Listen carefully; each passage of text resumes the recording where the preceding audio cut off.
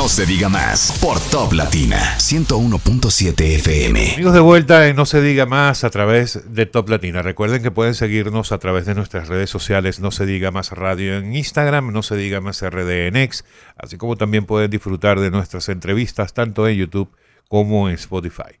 Bueno, vamos a continuar con nuestro próximo invitado. Y se trata del señor Carlos Segura Foster, miembro del Comité Central e integrante del Gabinete Técnico del Partido de la Liberación Dominicana, PLD, además de ex administrador general del Banco Agrícola, con una historia que contar. Lo hablábamos ahora antes de salir al aire, pero bueno, vamos a darle la bienvenida. Muchas gracias por estar con nosotros, don Carlos. Gracias, un placer. Le agradecemos la invitación y esperamos a ver con nuestra presencia satisfecha su aspiración y contestarle con nuestra respuesta a todas sus inquietudes. Pero quiero resaltar lo que le dije fuera del aire. Claro. Mi orgullo es mi historia en el Banco Agrícola desde el 3 de junio del 64 hasta agosto del 90.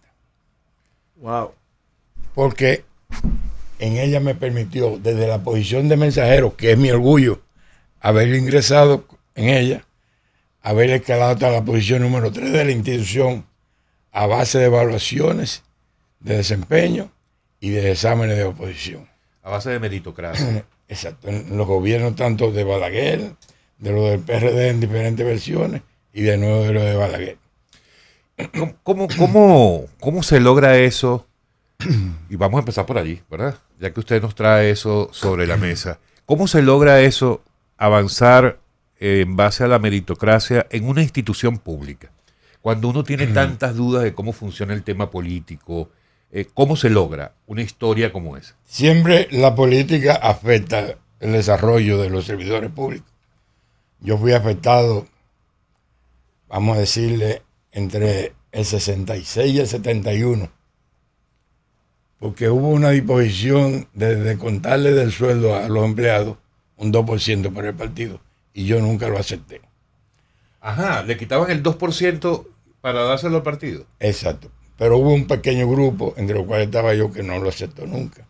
Entonces yo gané la posición de sugerente de sucursal en el 67 y no le dieron cumplimiento a esa ganancia de esa posición hasta que en el año 1971 llegó un hombre institucionalista como José Andrés Iba Castellano, que entonces reconoció mi ascenso, lo aplicó y del 71 hasta el 74 fui su gerente.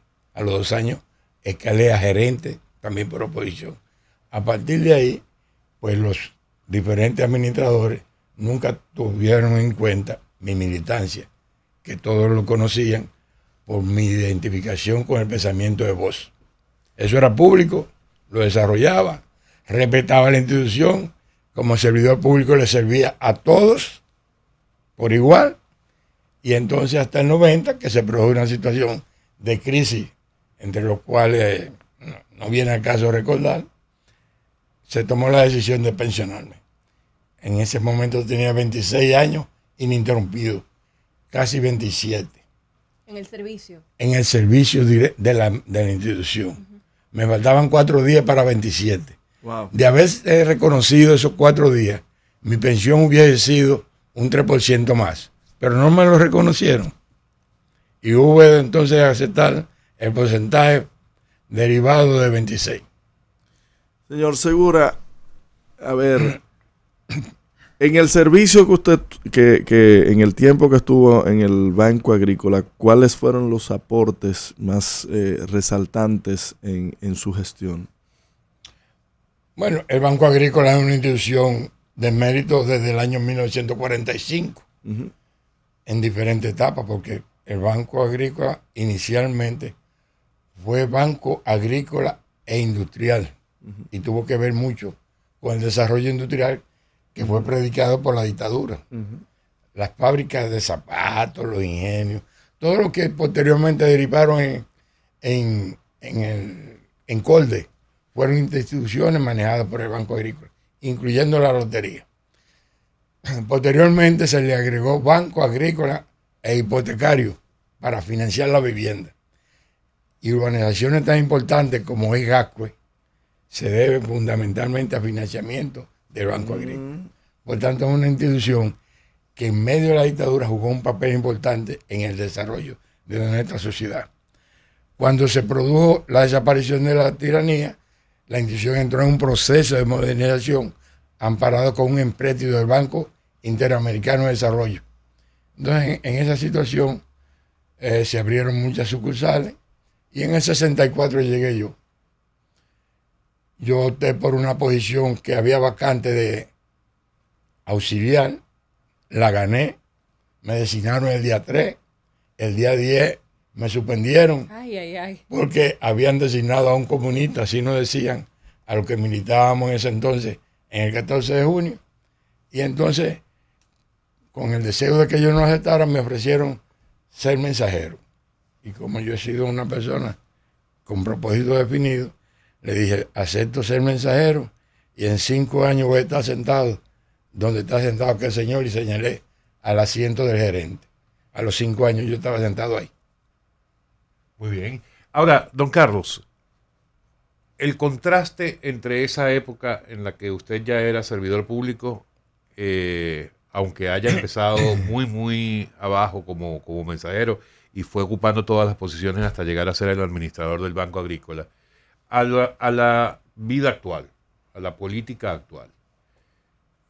¿Cómo la califica usted? O sea, ¿cómo ha sido ese proceso? Porque evidentemente usted forma parte de uno de los organismos más importantes de lo que hoy día es el principal partido de oposición, pero que durante los últimos 20 años fue el partido de gobierno. ¿Cómo podemos contrastar la realidad de ese entonces con la realidad de hoy día? Bueno, para la época que le estoy narrando, había mucho respeto por la carrera del servidor público. Sí. Y yo no tuve el menor inconveniente, a excepción de un pequeño inconveniente, en el 1978 con el mal llamado cambio de esa época. Que razones que tuvo que intervenir, felizmente intervino Hipólito Mejía, que era ministro, secretario de Agricultura, y salvó la situación de una decisión que había decidido mi cancelación. Esa diligencia de Hipólito fue ratificada por el presidente de la República. A partir de ese momento, ninguno de los administradores yo tuve los mayores inconvenientes. Simple y llanamente fui figura a tomar en cuenta en cada una de las decisiones, en los gobiernos del PRD y en los gobiernos del Partido Reformista, hasta que se presentó la crisis del 90. Realmente el mérito de mi carrera está entre el 64 y el 90, porque lo que sucedió en el 96 no es más que un reconocimiento a mi militancia política. Yo fui designado por decreto como su administrador porque era dirigente del PLD. Entonces, para mí eso no tiene mayor importancia. Para mí el orgullo, como le dije, fuera del aire y en el aire, es que yo hice una carrera en base a mérito ganado. Y por eso mi riqueza es haber sido servidor público. Como salí en el 90, hubo de buscar trabajo en otras instituciones y lo hice en actividades que también para mí son un orgullo. Yo fui trabajador en Fundapé, en el área del crédito educativo, y fui figura contratada para un programa que contrató el país llamado Fundapé para el fortalecimiento y el crecimiento de las universidades dominicanas. Ese es un aporte que para mí también en mi historia yo narro con orgullo. Después, por razones de que terminó esa ejecución del programa, pasé a trabajar en un contraste, que fue en el Banco Gerencial y Fiduciario. Para ese entonces decían que ese era el Banco de los Ricos. El Banco de los Ricos. Pero también trabajé con mucho orgullo y guardo muchos recuerdos de la gente que me acogieron ahí. Estando en el Banco Gerencial y Fiduciario, abrí 2 o 3 sucursales, pero cuando ganó mi partido en el 96, me vi en la disyuntiva, o deja eso. Lo medité mucho, no tenía mucho interés en dejarlo, porque realmente no me representaba en términos financieros, económicos, nada, ganaba lo mismo, pero me convencieron y volví, y felizmente volví porque jugué una historia también que quienes me trataron. Nunca establecí diferencia entre ni los clientes ni los empleados de qué partido tú eres, de qué no eres, porque lo que he sido siempre es un servidor público. Que muchas veces tuvo que decirle a algunos compañeros míos que yo no podía actuar con retaliación por preferencia política, porque yo había sido una persona que le habían respetado su criterio político por una carrera larga de 26 años consecutivos. Don Carlos, los hijos de Bosch se unifican, al parecer. Danilo Medina y Leonel Fernández, porque se avisora un encuentro tras el anuncio de la gran alianza Rescate RD. ¿Qué opinión le merece y cuáles son sus perspectivas de cara a las elecciones del 2024? Rescate RD es la decisión sabia que han tomado las fuerzas políticas que se oponen al actual partido de gobierno por el desastre que le han creado a esta sociedad. Nuestra sociedad nunca había vivido una situación de tanta penuria y de tantos fracasos y de tanto traspié como el que se está viviendo ahora. Por tanto, Rescate RD no es una obligación solo de quienes presiden los partidos políticos. Es una posición que debe ser adoptada por todas las fuerzas que no comulgan con lo que está sucediendo en el gobierno. Por eso no es solamente los 3 partidos que hasta ahora han firmado acuerdos. En los próximos días habrán otras fuerzas que se van. Sí. ¿Otras fuerzas que se van a así? añadir? Sí. ¿Cómo cuáles? ¿Cuáles quedan? Es importante que guardemos la Las confidencialidad, expectativas. No, hombre. porque el anuncio primicia. No, A nosotros no nos escuchan mucho, dele igual. no, yo no, lo escuche mucho o poco, no es a mí que me corresponde dar a conocer. No se deja meter al medio. Sí. Es decir que no, aguanten que falta poco. Yo quiero, don Carlos, vamos a hacer una pausa, pero al regresar, con su trayectoria en el Banco Agrícola y con su trayectoria política, a mí me gustaría, yo no sé si usted llegó a ver el anuncio que se hizo ayer en la semanal del presidente Abinader, que se centró, antes de las preguntas de los periodistas, se centró en el tema de las distintas medidas que ha tomado el gobierno actual para tratar de mantener la estabilidad de los precios de los productos de la canasta básica alimentaria. Todas fracasadas. Y con un aporte importante, una participación importante precisamente del Banco Agrícola. Vamos a hablar de eso cuando volvamos de la pausa con don Carlos Segura Foster. Amigos, de vuelta en No Se Diga Más a través de Top Latina. Continuamos nuestra conversación con don Carlos Segura Foster, miembro del Comité Central del Partido de la Liberación Dominicana. Ahora vamos a empezar a hablar de política, don Carlos. Y empecemos por su crítica, su opinión acerca de la presentación que hizo el presidente Abinader el día de ayer, de las distintas medidas que han tomado para tratar de estabilizar los precios o mantener estabilizados los precios de los productos de la canasta básica alimentaria. Hablaba particularmente del Banco Agrícola, no solamente de una cantidad de créditos y de préstamos que ha otorgado a tasa cero.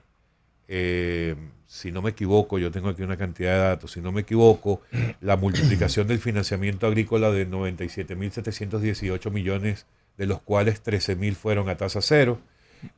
Hablan de un programa que se llama A Comer, del campo al colmado, que es si bien el presidente aseguró que es un proyecto en ciernes, o sea, está empezando.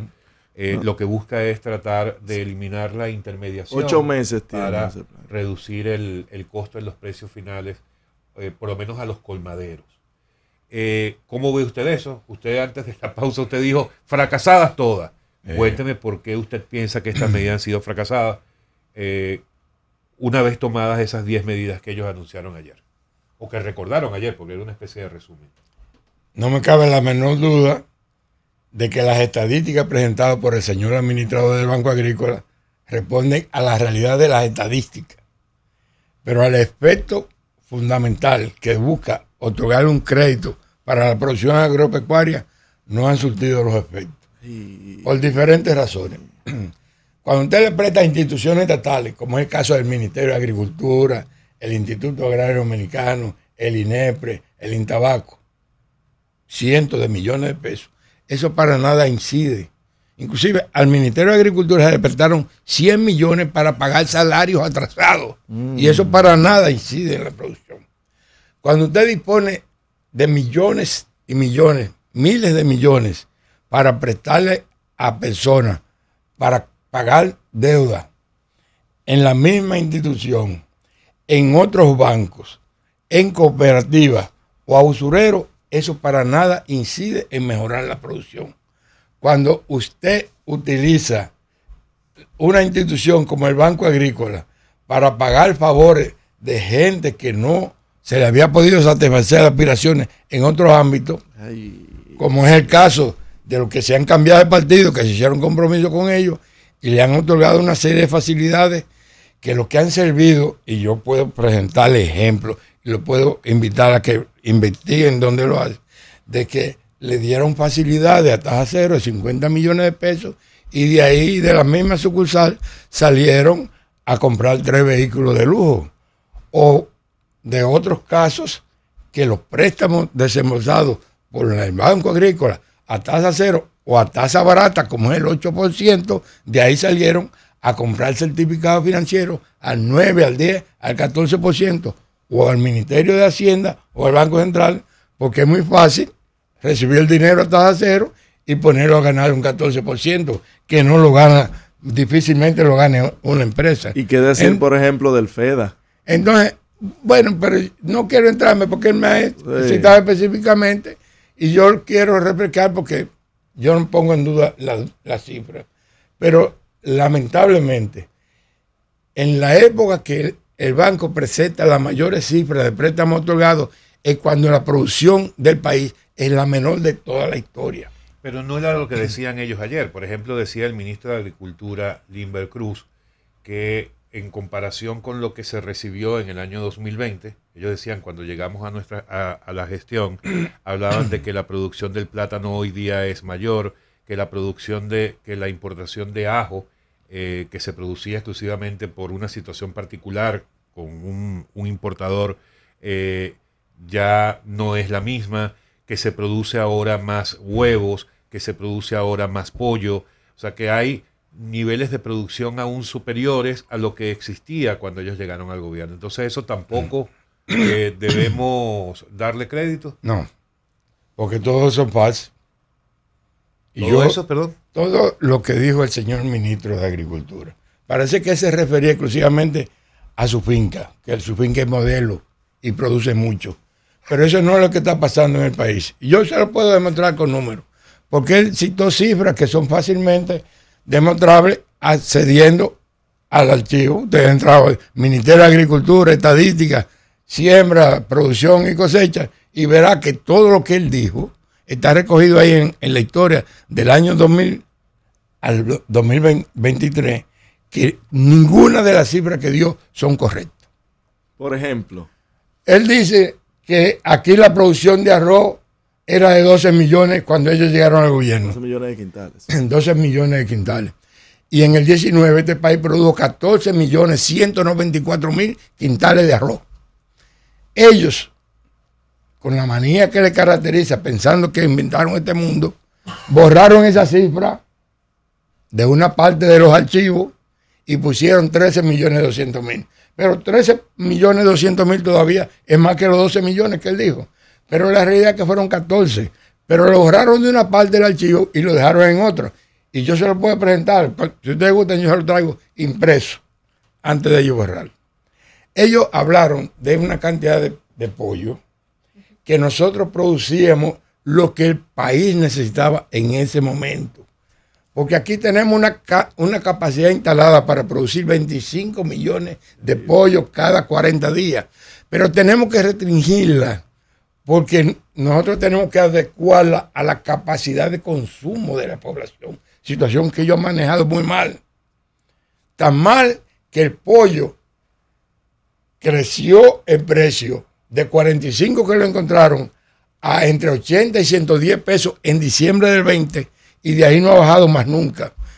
Y a pesar del país ser suficiente en pollo, han seguido importando al extremo de que este país ha importado en promedio en los 3 años de gobierno el doble del promedio importado por año en el gobierno de Danilo Medina. Él habla de un crecimiento de la producción de plátano y resulta que eso no responde a la realidad. El plátano él mismo hizo un media tour en el 2022 explicando por qué se había reducido la producción de plátano. Primero citando tornado, luego el huracán Fiona. Y la realidad es que disminuyó. Pero él se inventó una cifra y puso una cifra irreal con un crecimiento que la misma situación de los precios se lo desmiente. Porque si el plátano hubiese crecido, como él dijo, un 10%, el precio hoy no fuera el más alto de la historia del plátano, estuviera el precio oscilando entre 5 y 15 pesos por unidad. Pero hoy en día el plátano está oscilando entre 25 y 40 pesos. Y va a seguir subiendo porque realmente hay una situación delicada de descuido de las autoridades que no han sido capaces de echar con éxito ninguno de los programas. Ellos comenzaron con Siembra RD. Sí. El responsable pusieron a Leonardo Faña. Sí. Leonardo renunció porque no le daban los recursos para él sembrar. De 16,000 tareas que le planificaron sembrar, logró sembrar 1,000. Y de esas 1,000 solamente produjeron 100. Y la producción es que fue exigua. Porque esta gente lo que son expertos es en hacer muchos anuncios, mucha espuma, poco chocolate. Don Carlos. Y caigo. Espérate. Y caigo. Usted me hizo una pregunta de diferentes temas. Aguanta. Sí. Déjame terminar. Porque Siembra RD. Todos los programas han fracasado. Ninguno. Este es el gobierno que menos ha producido y que más alto los consumidores han comido. Porque lo único que se han dedicado es a importar. Y las importaciones, óigame bien, le voy a decir esto. Esta es una premisa, esa sí se la voy a decir. Ajá. Está así. A ver. Los importadores aquí dicen, nosotros preferimos pagarle el arancel al gobierno A producir. y no cubrir el costo que nos significa obtener los permisos de importación y los que nos cuesta también sacar los importados de aduana. Ahí se lo dijo con esa expresión. Mío. Pero le voy a decir, porque la respuesta del presidente fue, Y lo de la chelcha del colmado. el periodista muy acucioso le pregunta, porque no está funcionando. Sí. Lo único que ha funcionado es que han designado todo el personal con unos sueldos lujosos. Ay, Dios mío. El periodista le dice, presénteme 3 colmados que esté funcionando en el programa. Y el presidente le dice, no, yo no le voy a presentar 3, le voy a presentar 1,200. Aquí no hay 1,200 colmados. Eso es lo primero. Segundo, dice, ministro, explíquele la cuestión. Y entonces cayó a decir cifras que no se corresponden con la realidad. Aquí, óigame bien, ni los sectores que están produciendo, como es el caso de pollo y huevo, están bien. Porque la producción en los países que tienen problemas sanitarios y que no pueden acceder con su excedente de producción hacia otro mercado, tienen que tener el cuidado mes por mes de mantener los niveles de producción conforme con la demanda. Porque lo único que produce estabilidad de precio es la oferta y la demanda de todo en el mundo. Y entonces, la historia está ahí. Mientras en los gobiernos de Danilo, en los 8 años, en los 96 meses, nunca los alimentos aumentaron por encima del total de la inflación, o sea, del índice de precio del consumidor, que siempre se mantuvo en el rango de 4. Los alimentos siempre se mantuvieron por debajo de 4. En este gobierno, los alimentos, como es el caso que acaban de anunciar ayer, que representaron los alimentos el 66% de la inflación. Es decir, 2,5 veces lo que fue la inflación general del país. ¿Usted se imagina si el presidente Abinader hubiera mandado en una situación como en la que gobernó Danilo? Sería uno de los mejores presidentes de la historia.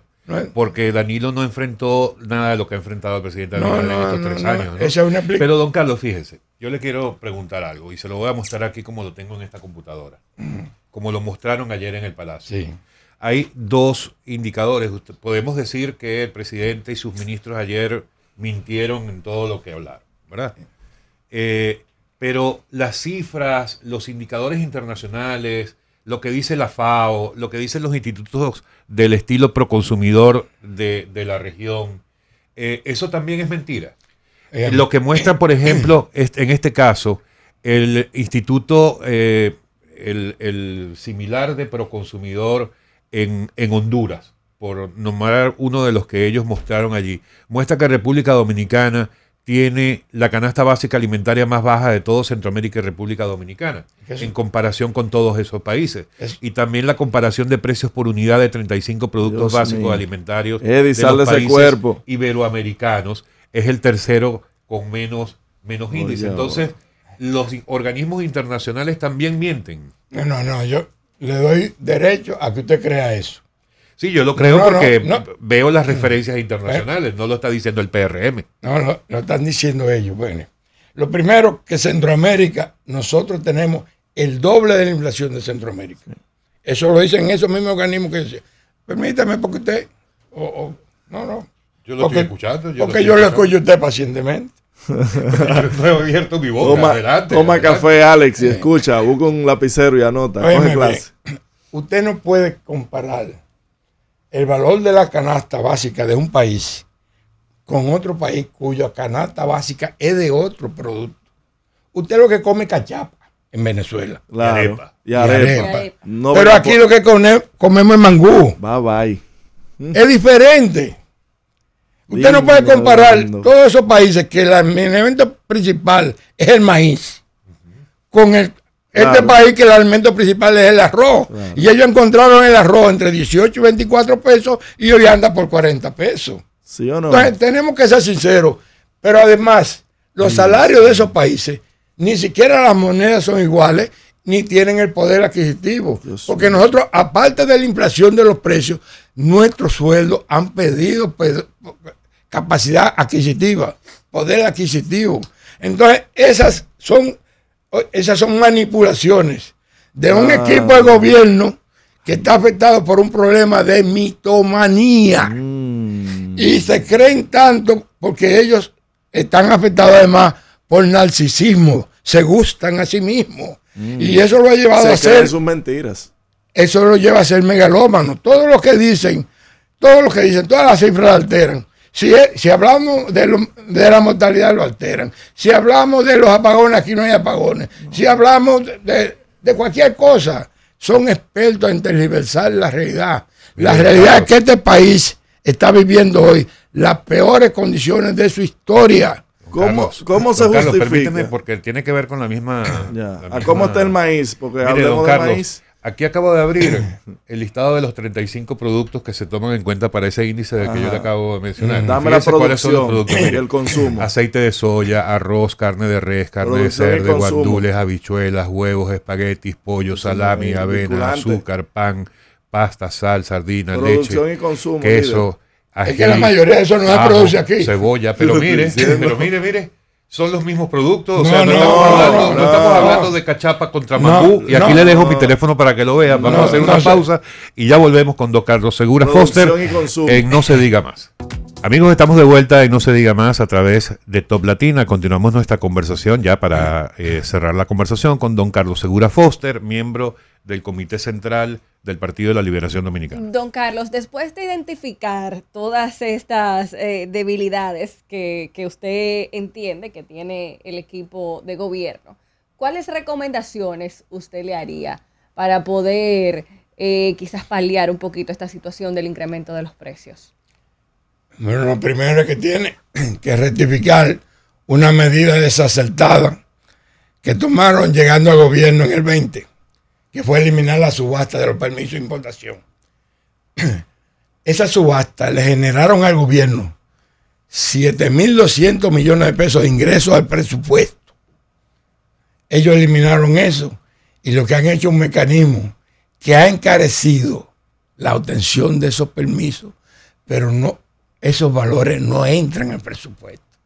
Y esos 7.000 y pico millones de pesos fueron la base para darle mantenimiento a los caminos rurales y apoyo a algunas medidas como compra de equipos para preparar terrenos baratos.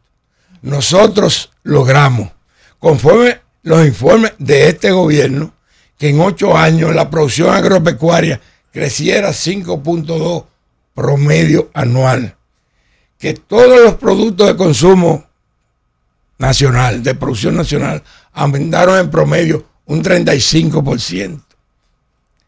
Que se mantuvieran la estabilidad de precios de todos por debajo del índice de inflación.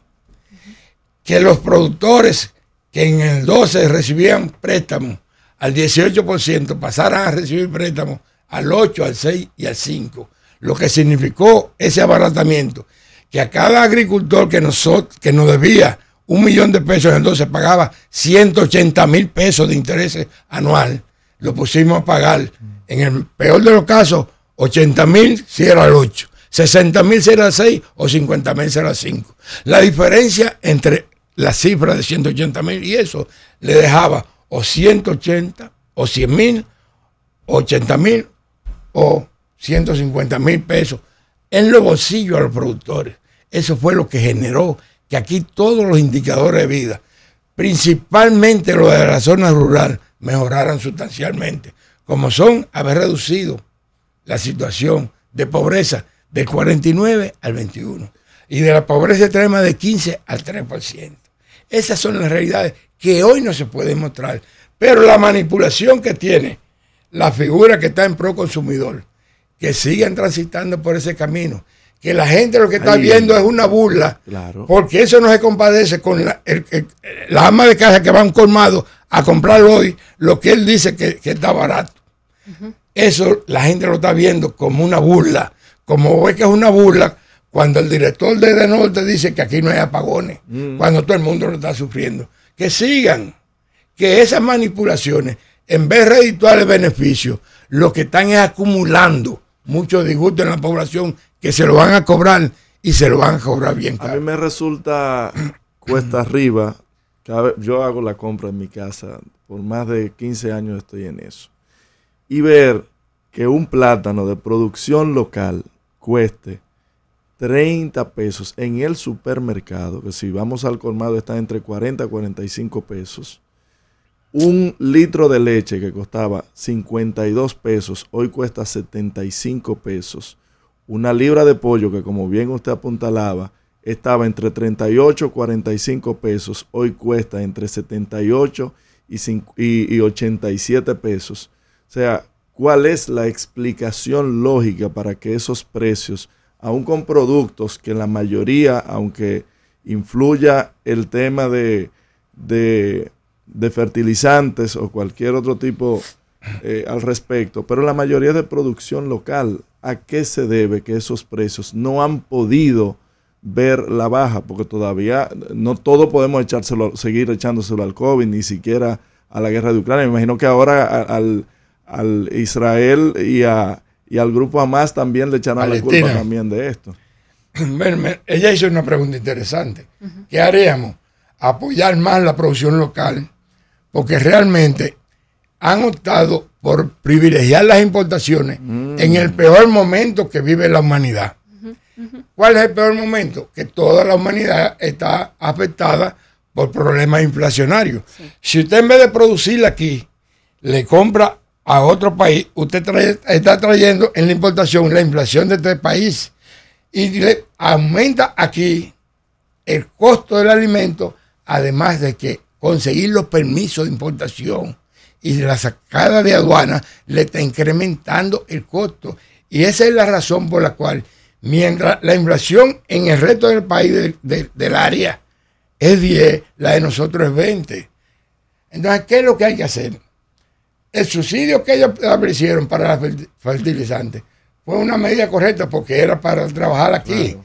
Pero el hecho de haber importado, entre otras razones, ha generado que el único sector el sector de la economía que más empleo le falta por reponer comparado con 19 es el agropecuario. Aquí hoy la agropecuaria ha perdido 60,000 empleos. Entonces, perder el empleo en un país pobre es la peor desgracia que le puede pasar. Con el tema, ayer se anunciaba entre una de las medidas de que el Bandex iba a financiar mano de obra para ir eliminando, para la mecanización del campo, para eliminar la mano de obra haitiana. ¿Es posible que se pueda realizar esa medida? ¿Puede subsistir la agricultura sin la mano de obra haitiana? Mire, a nuestro país lo que más le conviene es una política de buena vecindad con nuestro vecino de Haití. Haití y nosotros compartimos una isla que no podemos coger un serrucho y separarla.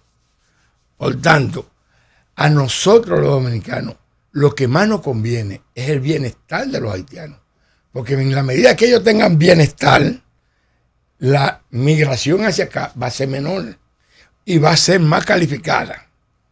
Entonces, eso de que sustituir con mecanización la mano de obra haitiana, primero eso no es una decisión a corto plazo.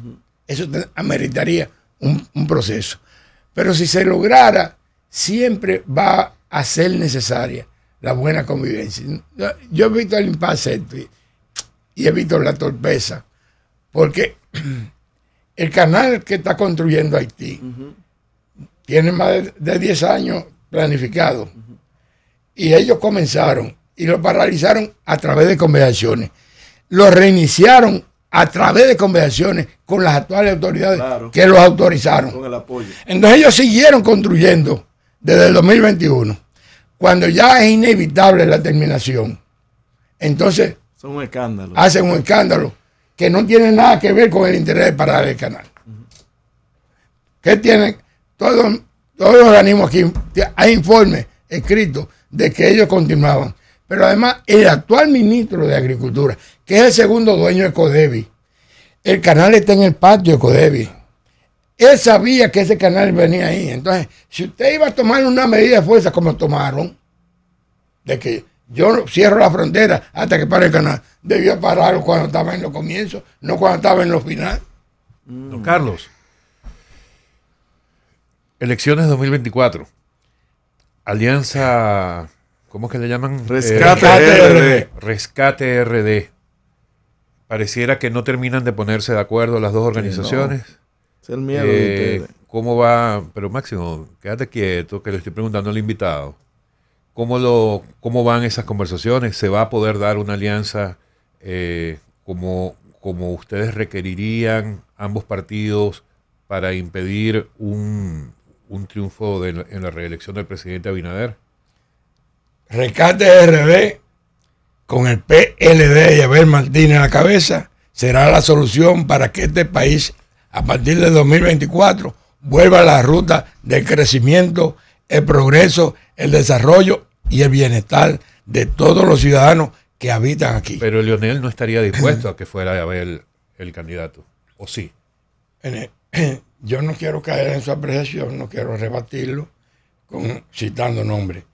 Yo le puedo decir a usted que en el 2024 se va a dar el acuerdo de rescatar la República Dominicana y que eso va a estar encabezado por el PLD con Abel Martínez. Ahí está. Y que eso será para satisfacción de todos.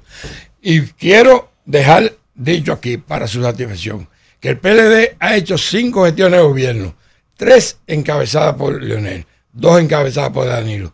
Todas han contribuido al crecimiento y al desarrollo de nuestro país, pero especialmente los 8 años dirigidos por Danilo Medina. Ese acopio con un proceso de unidad es lo que nosotros habremos de explotar para recordarle a la gente que siempre en los gobiernos del PLD hemos vivido en los gobiernos del PRD, hoy PRM, gobiernos que se caracterizan por la quiebra. Cuando no quiebran un banco, quiebran una cooperativa, como está sucediendo ahora. ¡Ay, mi madre! Bueno, don Carlos, Gracias, don Carlos. terminó usted disparando. Sí. Gracias. Amigo don Carlos Segura Foster, miembro del Comité Central del PLD en No Se Diga Más. Gracias por acompañarnos y será hasta mañana. Bye bye. Bye. No se diga más. Una revista. No se diga más por Top Latina 101.7 FM.